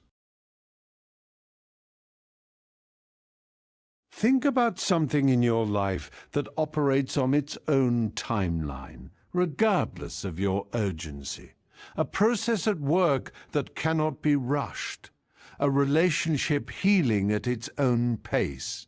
A body recovering from illness or injury according to its own schedule, not yours. You may have felt this yourself, the particular frustration of pushing against a rhythm that was never going to speed up simply because you needed it to. This shows up in ordinary life in countless small ways. The bread that needs its full rising time, the child who learns to walk when they are ready, not when the calendar suggests they should. The grief that takes exactly as long as it takes, regardless of how inconvenient the timing feels. Even sleep itself follows its own tide, arriving in its own time, regardless of how urgently you might want it tonight. There is, perhaps, a particular relief available in admitting this plainly. You are not failing at rest if it has not arrived yet. You are simply waiting for a tide that was always going to turn in its own time, the same as it has every night of your life so far, and every night before you were born. Not. But right now in this breath, is there a tide in your life you have been fighting? Tonight you do not have to defeat it. You only have to notice that it was never your enemy. It was only ever indifferently, entirely itself. Let us pause here for a moment. Take a breath. Notice how you are feeling right now. Not how you think you should feel, just how you actually feel. And whenever you are ready, we will continue together. There is a particular kind of struggle that only exists because we believe we must carry everything alone. Not every burden needs to be carried solo. Many of the heaviest things in life were never designed to be lifted by one person, and the struggle of trying anyway is often greater than the original weight itself. Lao Tzu wrote little directly about community, focusing instead on the individual's relationship with the natural way of things. But he did observe that the sage does not struggle to be first, and in not struggling for it, often finds themselves supported, surrounded, carried by exactly the people they never demanded support from. Tonight's 9th teaching is this. Some of our deepest exhaustion comes not from the weight itself, but from the belief that asking for help is its own kind of failure. There was a woman who had taken on the care of her elderly father after his health began to fail. She did everything herself. She managed his medications, his meals, his appointments, his increasingly difficult moods, all while continuing her own work and raising her own children. She told herself this was simply what devotion looked like, that asking for help would mean she had failed at something only she should be capable of carrying. She had grown up watching her own mother carry similar burdens silently, and some part of her had absorbed, without ever questioning it, the belief that love and solitary sacrifice was simply the same thing. Within a year, she was exhausted in a way that frightened her. She had stopped sleeping properly. She had stopped seeing friends. She moved through her days with a kind of grim, joyless efficiency that left no room for anything but the next task. An older woman in her village who had cared for her own parents decades before noticed this and invited her for tea one afternoon, gently insisting until the younger woman finally agreed. "You look the way I looked 15 years ago," the older woman said once they were seated. "I'm managing," the younger woman said, the same automatic phrase she had been repeating to everyone for months. "Managing," the older woman repeated, not unkindly. "That is an interesting word for what I am seeing." The younger woman's composure, carefully held for so long, cracked slightly. "What else can I do? He is my father. This is my responsibility." "It is your love," the older woman said. "Responsibility and love are not the same as solitary burden. You have made them the same thing, and that is what is breaking you." "I don't have anyone else to ask," the younger woman said. "My siblings live far away. My husband already does so much." "Have you actually asked them," the older woman said, "or have you simply decided on their behalf that they would say no?" The younger woman opened her mouth to answer, then closed it again, genuinely uncertain. "When I cared for my mother," the older woman continued, "I believed exactly what you believe now, that the weight was mine alone to carry, because love meant carrying it without complaint, without asking, without ever admitting I could not do it all myself. What changed? I collapsed. the older woman said simply. Not metaphorically. I fainted one afternoon from sheer exhaustion in the middle of preparing my mother's dinner. My neighbour found me on the kitchen floor and called my sister, who I had not asked for help in over a year because I was certain she was too busy with her own children. What did your sister say? She was furious, the older woman said, smiling at the memory now, though it clearly had not felt amusing at the time. Not at me for needing help, furious that I had not asked sooner. She told me she had been waiting for over a year for me to simply say the word. Certain I wanted to do it alone, never once suspecting I was drowning. The younger woman felt something in her chest tighten, and then, unexpectedly, loosen. I have been so afraid that asking means I am failing him, she said quietly. Asking does not mean you are failing him, the old woman said. It means you understand that love, carried alone for too long, eventually has nothing left to give. A burden shared is not a burden abandoned. It is simply finally carried the way it was always meant to be carried, by more than one set of hands. I have been so afraid that they would say no, the younger woman admitted, and even more afraid that they would say yes, reluctantly, and I would see it on their faces every time they helped. That fear is its own kind of arrogance, if you will forgive me for saying so, the old woman said gently.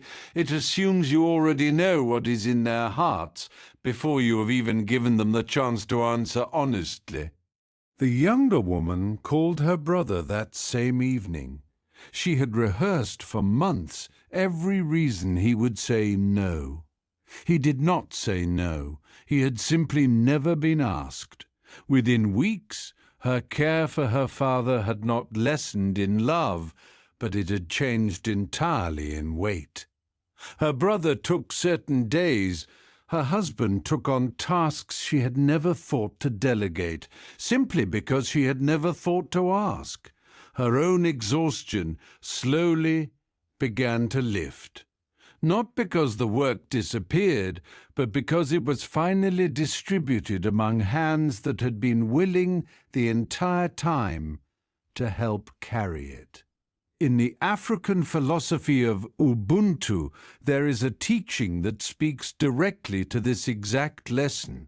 Ubuntu is often summarized as, I am because we are.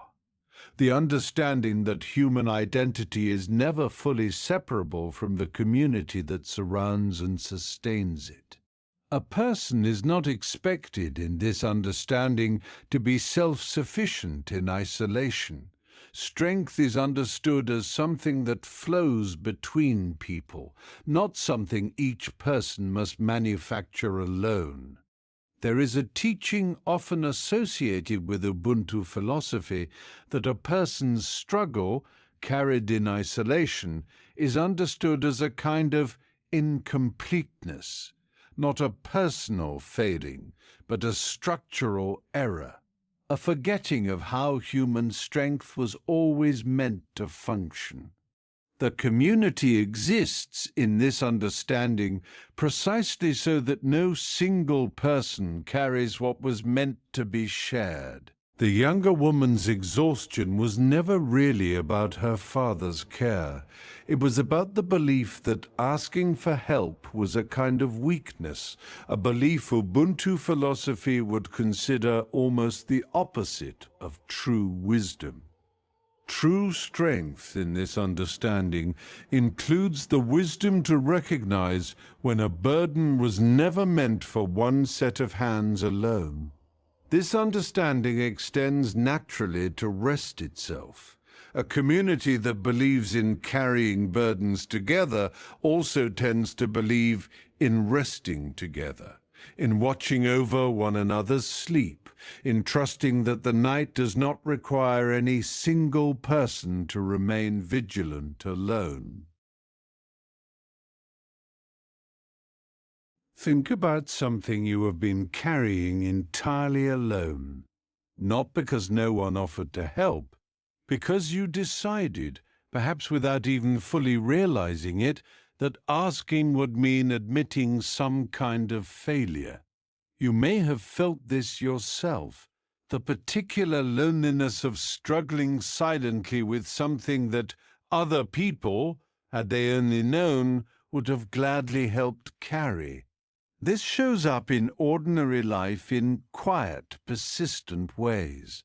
The friend who never mentions she is struggling, the colleague who takes on extra work rather than admit the deadline is unrealistic, the parent who never asks for an evening off, certain that needing rest means failing at love. Perhaps you are listening to this tonight, alone, when there is someone close by who would gladly sit with you if only you let them know how heavy tonight actually feels. The asking itself does not have to be dramatic. Sometimes it is as simple as a single honest sentence, spoken to the right person, at the right moment, after a long time of silence about how much you have actually been carrying. Not, but right now in this breath, is there something you have been carrying that could perhaps be shared? You do not need to solve this tonight. Just notice the weight, and notice gently whether it was ever truly meant to be carried alone.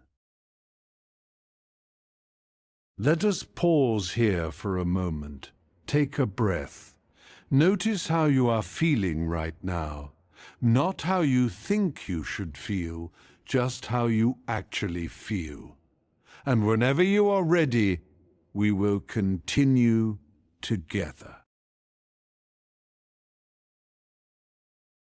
There is a kind of effort that looks like progress, but is actually just motion. Paddling harder does not help if you are paddling in the wrong direction. Working faster does not help if the work itself has drifted from where you actually needed to go. Sometimes the most important thing is not more effort, but a moment of stillness long enough to find your bearings again.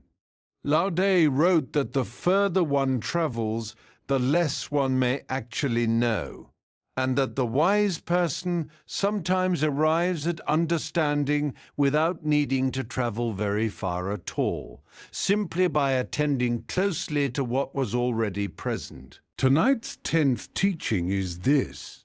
Sometimes the answer is not to push harder toward your destination. It is to stop, look up, and trust the bearings that were available the entire time. There was a young woman training to become a navigator among her people, who for generations had crossed vast stretches of open ocean using no instruments at all. She was diligent. She memorized star paths, swell patterns, the subtle behavior of clouds reflecting distant lagoons. But on her first solo voyage, several days from land, a storm rolled in that obscured the sky entirely for 2 full days. She had trained for this moment in theory many times, reciting calmly to her teacher exactly what she would do if the stars ever disappeared. The theory, she discovered now, felt entirely different from the actual fear of open water and a sky gone completely dark. She panicked. Without the stars, she felt completely lost, despite having memorized every pattern her teacher had shown her. She began paddling harder, faster, in directions that felt urgent, but were, in truth, simply guesses born of fear. On the second night, exhausted from fighting currents she could not see clearly enough to read, she finally stopped. She lay back in the canoe, too tired to keep forcing a direction she was no longer certain of. In the stillness, with her frantic paddling finally stopped, she noticed something she had missed entirely while struggling. The swell beneath the canoe had a particular rhythm to it, a rhythm her body had felt the entire 2 days, even while her mind, fixed on the missing stars, had ignored it completely. She remembered then something her teacher had told her before the voyage began. The stars are not the only way home. They are simply the clearest teacher. Your body has been learning the ocean's other languages this entire time, whether you noticed or not.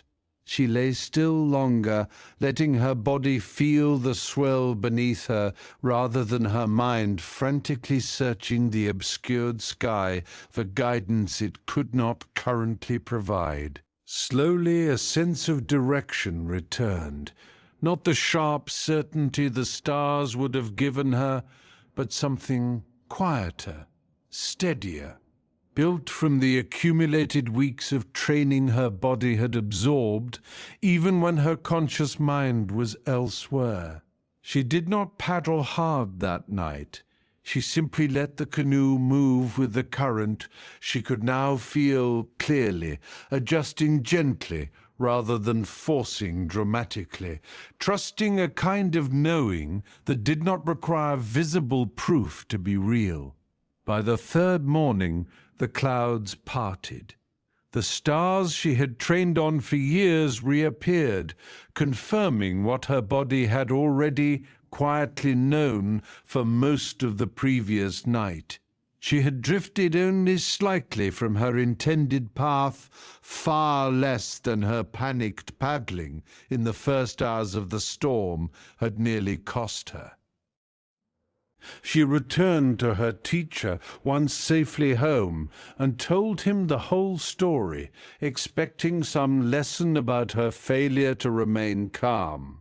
Instead, her teacher smiled in the particular way teachers smile when a student has discovered something themselves that no amount of telling could have taught them. "You learned the most important lesson a navigator ever learns," he said. "Not how to read the stars perfectly. Every apprentice learns that eventually. You learned what to do when the stars are not visible. You learned to trust what your training had already given you, even when the proof of it was hidden." "I almost didn't stop paddling," she admitted. "It felt like giving up." "It is the hardest lesson," he agreed. "Because stopping when you are frightened feels like the opposite of what you should be doing. But forcing your way forward without clear direction does not actually get you home faster. It only exhausts you and often takes you further from where you needed to go." "How will I know next time when to stop paddling and when to keep going?" she asked. "You will not always know clearly," he admitted. "Even after many years, I am not always certain in the moment. But you will know this much sooner than you did this time. And each time, the knowing will arrive a little faster, a little more easily, until eventually it requires no real thought at all." She became, in time, one of the most respected navigators of her generation, known particularly for her calm in difficult crossings, a calm her students often asked about, assuming she had simply been born with an unusually steady temperament. She always told them the same story instead. The storm, the panicked paddling, the stillness that had, finally, let her feel what had been true the entire time, long before the stars confirmed it. In the wayfinding traditions of Polynesian navigators, the practice the young woman discovered has a name, though it is taught more through direct experience than through words. Master navigators across the Pacific developed, over many centuries, an integrated sense of direction that did not rely on any single signal. Star paths, yes, but also wave patterns, wind behavior, the flight paths of certain birds, and a deep trained intuition that operated even when the clearest signals were temporarily unavailable. There is a principle in this tradition sometimes described as holding the island in your mind. A navigator does not constantly search for the destination outside themselves. They hold a steady internal sense of where it lies, refined through training, and trust that sense even through stretches of open ocean where no visible landmark confirms it. This is precisely what the young woman discovered in the storm. Her training had given her more than star charts. It had given her a body that knew the ocean's rhythm even when her conscious, frightened mind could not see clearly enough to trust it. The lesson was never to force a direction through sheer effort. It was to trust the deeper knowing that remains present even when the clearest evidence temporarily disappears. Master navigators often describe this state as a kind of relaxed alertness, neither anxious nor passive, simply attuned. It is the same quality the old Taoist teachers sought in stillness, the same quality the Zen student found once he stopped staring anxiously at his bucket. Different oceans, different teachers, the same quiet attentiveness underneath. Think about a time you kept pushing forward, anxiously, when what you actually needed was a moment of stillness to reorient. You may have felt this yourself, the way panic convinces us that more effort, more motion, more forcing is always the answer, even when the actual problem is that we have temporarily lost our bearings and need to pause before continuing. This shows up in ordinary life in small, familiar ways. Typing faster when a difficult email will not come together. Working longer hours when exhaustion, not lack of effort, is the actual obstacle. Talking faster and louder in an argument that would be better served by a single quiet pause. Tonight, lying here, you may notice your own mind still trying to paddle towards sleep, working hard at something that has never once responded well to being worked hard at. You can set the paddle down now. The current beneath you has not stopped moving simply because you stopped fighting it. If anything, it moves more clearly the moment your own frantic effort stops clouding the water around it.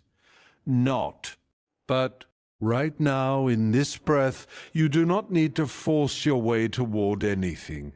You can simply rest, the way the young navigator finally rested, and trust that whatever you have already learned, whatever you already know, is still present, still guiding you, even without visible proof tonight.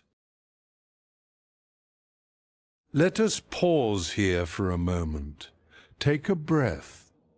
Notice how you are feeling right now. Not how you think you should feel, just how you actually feel. And whenever you are ready, we will continue together. There is a kind of knowing that does not arrive through searching. It is already there, quietly, beneath the noise of effortful thinking, waiting not to be discovered, but simply to be remembered.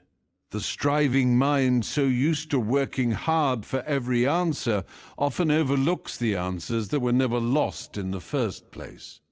Lao Tzu wrote that without going outside, one may know the whole world, and that the further one travels in search of understanding, the less, paradoxically, one sometimes comes to know. Tonight's 11th teaching is this: not everything worth knowing requires struggle to find. Some things have been quietly present the entire time, simply waiting for the striving to finally grow quiet enough to notice them. There was a young man who had left his community to study in distant cities, certain that wisdom was something found through effort, accumulated through books and striving and the careful collection of difficult knowledge. His teachers in those distant cities had been kind and brilliant and had given him a great deal to think about. But each new idea he gathered seemed to leave him further from the simple, settled feeling he had once known as a child, without ever quite being able to say why.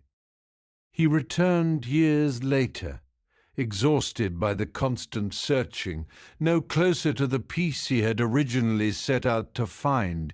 He had filled notebooks with theories and arguments, and yet felt emptier, somehow, than when he had left. His grandmother, an elder respected throughout the community for her quiet wisdom, noticed his exhaustion the moment he returned. "You look like someone who has been running for a very long time," she said. "I have been searching," he corrected her, "for understanding, for peace." "And what have you found?" He hesitated, the honest answer harder to give than he expected. "Less than I hoped, more tiredness than wisdom." She nodded, as though this confirmed something she had long suspected he would discover eventually. "Come," she said, "walk with me." She led him out beyond the edge of their settlement, along a path he remembered faintly from childhood, but had not walked in many years. "Do you know this country?" she asked as they walked. "I knew it once," he said.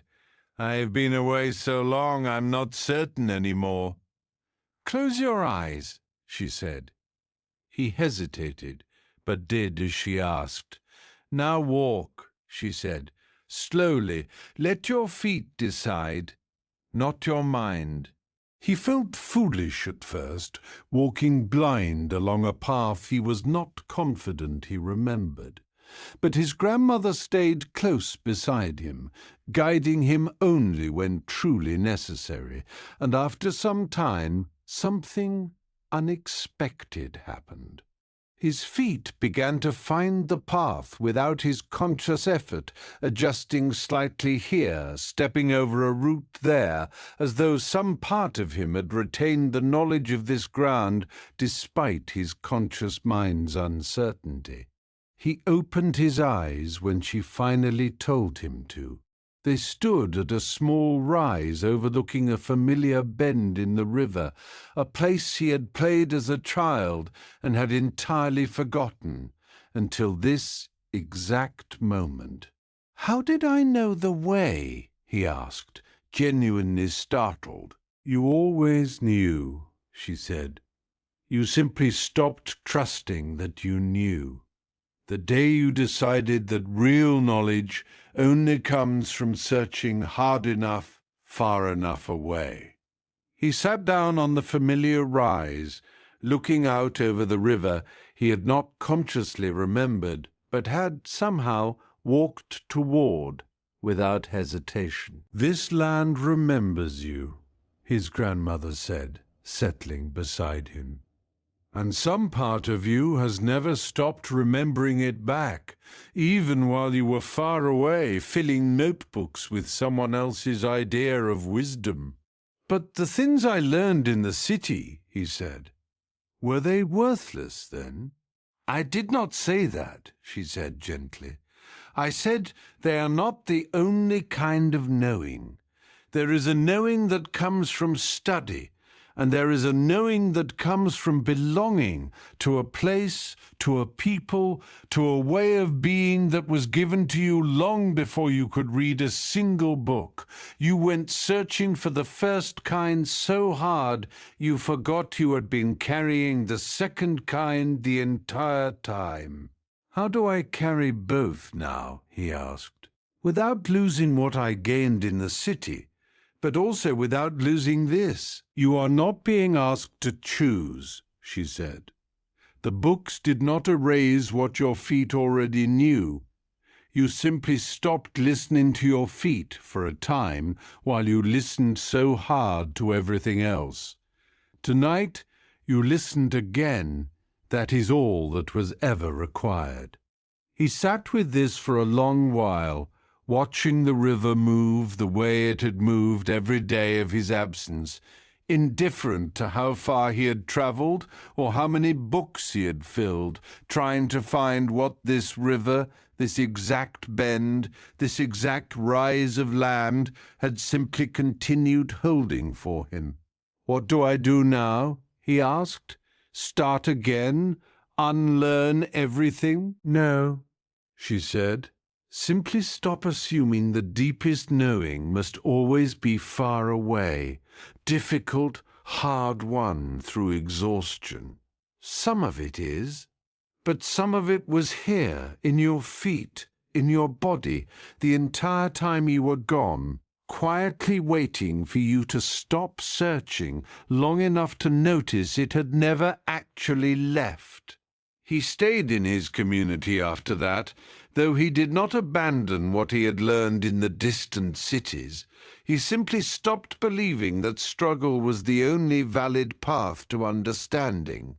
He began to notice more and more how much he already knew, in his hands, in his feet, in the quiet places his exhausting search had taught him, ironically, to overlook. Among Aboriginal peoples of Australia, there is a profound understanding of knowledge held not primarily in books or abstract argument, but in connection to country, the land itself, understood as something that holds memory, teaching, and identity within it.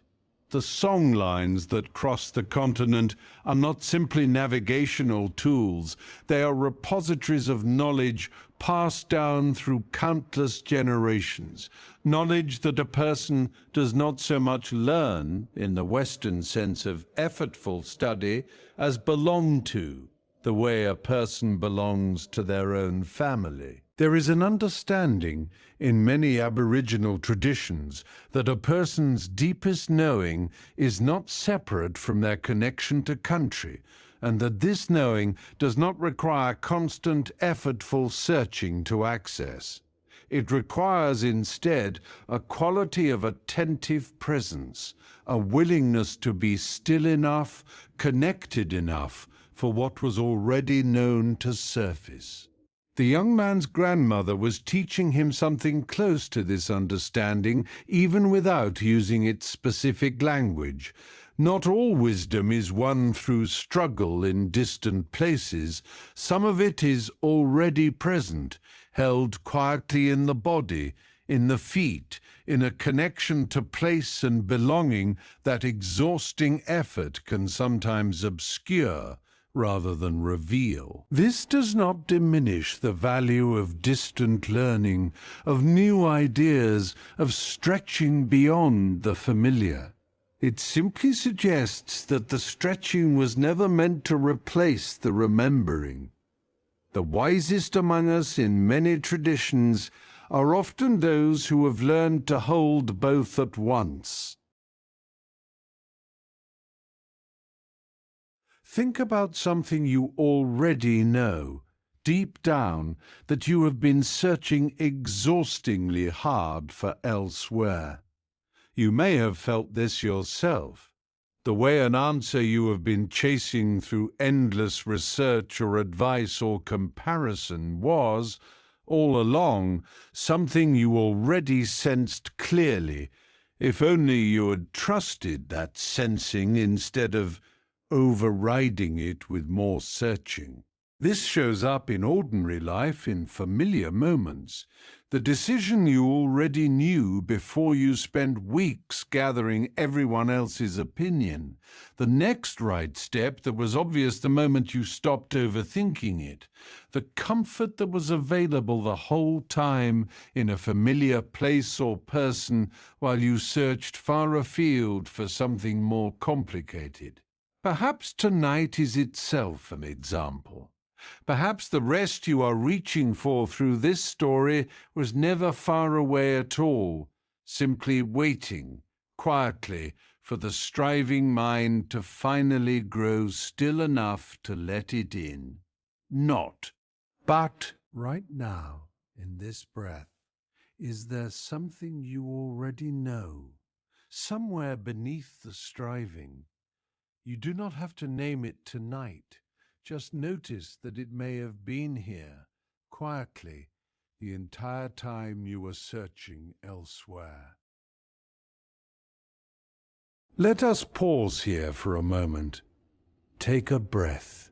Notice how you are feeling right now. Not how you think you should feel, just how you actually feel. And whenever you are ready, we will continue together. A mountain does not strive to be tall. It simply is what it is, shaped slowly by forces far older and larger than any single effort could account for. It does not compare itself to taller peaks. It does not exhaust itself trying to grow faster than its nature allows. Lao Tzu wrote that the highest virtue does not strive to be virtuous, and that this very lack of striving is precisely what makes it whole. He observed that the things in nature most at peace are rarely the things working hardest to prove themselves. This is perhaps the deepest version of everything this evening has been circling. Struggle so often comes not from the difficulty of our circumstances, but from a restless need to prove, achieve, or become something other than what is already quietly, sufficiently here. Tonight's final teaching is this: you were never required to strive your way into being enough. Something in you has been enough, rooted and whole the entire time. There was a great mountain that stood at the center of an old village, and beneath it, at the base of its slope, lived a woodcarver known throughout the region for the beauty of his work.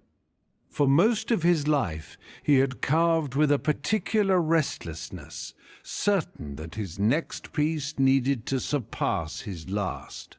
Certain that other carvers in distant villages were better, faster, more naturally gifted than he was. He worked late into every night, exhausted, rarely satisfied, always striving toward some imagined standard he could never quite reach. His wife had gently asked him more than once over the years why he could never simply enjoy a finished piece before moving anxiously on to the next. He had never had a satisfying answer for her. One winter, ill and too weak to carve, he was confined to his bed for many weeks, watching the mountain through his small window day after day, with nothing else to occupy his restless mind. He noticed, for the first time in years, how the mountain simply stood there, unhurried, unstriving. It did not seem to mind that the neighboring peak, visible on clear days, was taller. It did not appear to be working toward anything at all. When he finally recovered enough to walk, he climbed partway up the mountain's lower slope, sitting on a familiar outcropping of stone he had not visited since he was a boy, an old hermit who had lived on that mountain longer than anyone in the village could remember, found him there, resting. "You've been ill," the hermit said. It was not a question. News travelled slowly but completely in a village that size. "I have had a great deal of time to think," the woodcarver admitted, "lying in bed watching this mountain through my window." "What did you think about?" "I realized I have spent my whole career trying to carve my way into being good enough," the woodcarver said, "as though each piece had to prove something the last piece had failed to prove." The hermit settled onto a nearby stone, in no apparent hurry to respond. "This mountain," the woodcarver continued, gesturing at the slope around them, "does not seem to be trying to prove anything. It is simply here, solid, whole, exactly as it is." "Do you think the mountain became this way through striving?" the hermit asked. "I don't know," the woodcarver admitted. "I suppose it simply grew, over many thousands of years, into what it already was meant to be." "And do you think a person is so different?" the hermit asked. The woodcarver considered this carefully. "I have always believed I had to strive my way into becoming skilled, that nothing of value would arrive without exhausting effort." "Effort has its place," the hermit said. "I would not tell you to stop carving or stop caring about your craft, but there is a difference between effort that flows from love of the work and effort that flows from a restless belief that you are not yet enough and must strive constantly to become so." "How do I tell the difference?" the woodcarver asked. "Notice how it feels," the hermit said. "Effort born of love feels, even when difficult, like a kind of fullness. Effort born of insufficiency feels, even when successful, like a kind of hunger that the success never actually satisfies." The woodcarver thought of his finest pieces, the ones praised most widely throughout the village, and realized with some discomfort that even his greatest successes had never once felt like enough. There had always immediately been the next piece to strive toward instead. "I have been hungry my whole career," he said quietly, "even when I should have felt full." "The mountain does not hunger," the hermit said, looking up at the great rising slope above them. "It simply stands, exactly as much mountain as it has ever needed to be. I am not suggesting you become a mountain, but I am suggesting that the part of you capable of carving beautiful things does not actually require the hunger you have been carrying alongside it. The hunger was never the source of your skill. It was only ever the source of your exhaustion." "What will I do with all that hunger," the woodcarver asked, "if I finally set it down?" "You may find," the hermit said, smiling for the first time in their conversation, "that what remains in its place is simply love for the work itself. That is usually what is left underneath the hunger once the hunger finally stops shouting loud enough to be heard over it."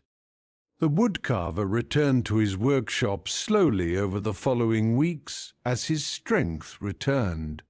He picked up his tools again eventually and found, to his own surprise, that the work felt different. Not easier exactly, but quieter. Less like proving something, more like simply continuing something that had been whole and worthy the entire time, long before any single piece had ever needed to prove it. In the Norse mythological tradition, there is a story about the great world tree, Yggdrasil, whose roots and branches connect all the realms of existence. What is notable about Yggdrasil in this old mythology is that the tree itself does not strive toward anything. It does not grow taller to prove its worth. It simply stands, rooted at the center of everything, and the entire cosmos arranges itself in relationship to its steady, unstriving presence. The Norse understanding of fate, woven by beings called the Norns at the base of this very tree, suggests a worldview in which much of what unfolds is not something to be anxiously controlled or strive toward, but something to be met with the same rooted steadiness the tree itself embodies. Heroes in Norse mythology are admired not for escaping their fate through frantic effort, but for facing it with an unshaken, rooted dignity. This rootedness is precisely what the hermit was describing to the exhausted woodcarver. Not the absence of effort, but the absence of the restless hunger that so often accompanies effort when we believe, mistakenly, that we must strive our way into being worthy of standing at all. Norse mythology does not pretend that life is free of struggle. The gods themselves face great trials, and even Yggdrasil endures wounds from the serpent gnawing endlessly at its roots. But the tree's response to this wound is not frantic striving. It is simply continued, rooted standing, season after season, regardless of what gnaws at it below. Think about something you have been striving toward, exhaustingly, as though your worth depended on reaching it. You may have felt this yourself, the particular hunger that does not lessen even after success, the restless sense that the next achievement surely will finally be the one that lets you rest.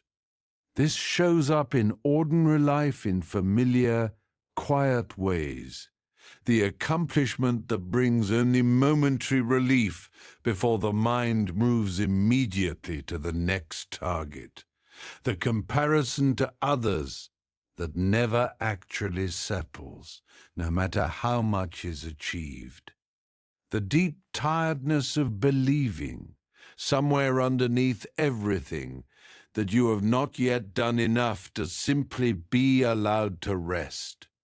This is perhaps the final and deepest pause this evening can offer. Not one more thing to achieve before sleep finally arrives. Simply the rest itself, available now, regardless of how the day measured up. But right now, in this breath, you do not need to prove anything. You do not need to have achieved enough today, this week, this year, to deserve this rest. Like the mountain outside the woodcarver's window, you are already simply sufficiently here. Let us pause here for a moment. Take a breath. Notice how you are feeling right now, not how you think you should feel, just how you actually feel. And whenever you are ready, we will continue together. Tonight we began with struggle, and over these 12 chapters, we let that question open slowly from many different sides. We met a porter who learned the mountain only needed to be climbed once, not twice. We watched reeds bend in a river wind without breaking. We sat with an engineer who finally learned which cracks in the dam were truly his to fear. We unclenched a merchant's tired hands. We considered 2 arrows, and the second one we so often choose to add ourselves. We watched a glassblower set down 30 years of hiding her own flawless signature. We filled a bucket slowly, without watching the water, and found it stayed still. We learned to read a tide instead of fighting it. We shared a burden that was never meant for one set of hands alone. We rested in a canoe during a storm and trusted what our training had already given us. We walked a familiar path with our eyes closed and found our feet already knew the way. And we sat beside a mountain that had never once struggled to be enough. Now let us be clear about something. You are not your striving. You are not the achievements you believe you still need to reach. You are not the comparison, the hunger, the restless sense that you have not yet done enough to deserve this rest. You are not the second arrow you have been carrying, nor the clenched fist that forgot it could open, nor the mountain you have been climbing twice instead of once. You are the awareness that has been listening to all of these stories. You are the stillness beneath the struggle. You are the quiet that was here before tonight began and will remain when this voice stops. You are the mountain, not the striving toward height, the mountain itself, already whole. The central teaching offered tonight in 12 quiet chapters, 12 different windows into the same room, is simply this. So much of your exhaustion was never required by life itself. It was added, quietly, by the fighting. The second arrow, the clenched fist, the mountain climbed twice instead of once. The moment the fighting softens even slightly, an ease that was always available beneath it becomes possible to feel again. This does not mean life will stop asking difficult things of you. The porter's mountain is still steep. The engineer's dam still needs tending. The fisherman's tide still moves on its own schedule, indifferent to anyone's urgency. None of tonight's 12 teachings promise an easier world. They promise something quieter and, in its way, more durable. A different relationship with the same difficulties, one that no longer doubles their weight through unnecessary resistance. You do not need to remember everything you heard tonight. If one moment stayed with you, one phrase, one feeling, let that be enough. Wherever you are right now, you are welcome here, exactly as you are, with whatever you are carrying and whatever you are ready to set down. Sleep well.